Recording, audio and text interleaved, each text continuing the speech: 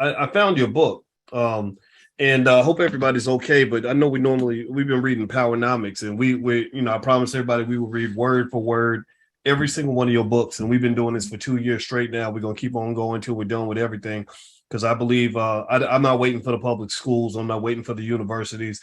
We are the public school. We are the university. We ain't nothing white folks do that we can't do for ourselves.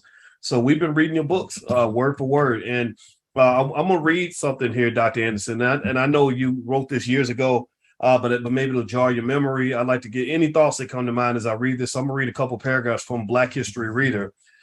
Question 38, and you ask, should blacks form and support their own independent national political party? And you said here on page 119, and this is the book. The book is called The Black History Reader. You can get a copy at powernomics.com. So everybody get a copy. Go to powernomics.com, get all of Dr. Anderson's books. And if you want to read along or read this book, it's very, very good. So you said most definitely blacks should form and support their own independent national political party. Voting is based on the core premise of quid pro quo, which means something for something. The delivery of a group's block vote should give the group the leverage to demand benefits to improve the lives of group members. Blacks then should cast their votes only to support a candidate that has promised benefits specific to their group.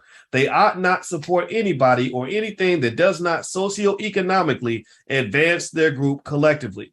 Whites have perfected shifting political parties according to what is best for their group's self-interest. After the Civil War, blacks flocked to the Republican Party and whites left and joined the Democratic Party. In the 1940s, President Truman integrated the military, and Senator Strom Thurmond led the exit of whites out of the Democratic Party to the Republican Party. More whites left the Democratic Party when President Kennedy was elected because he was pro-integration, and blacks swarmed into the party. Whites choose political party affiliation based on what is best for them.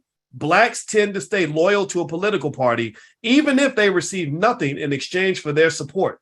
Neither National Party, Republican, or Democrat has delivered specific material benefits to Black Americans in the last 150 years. Some might say, but Lincoln freed the slaves. Freeing the slaves was incidental to Lincoln's desire to reunite the nation. Freedom for slaves was a collateral benefit.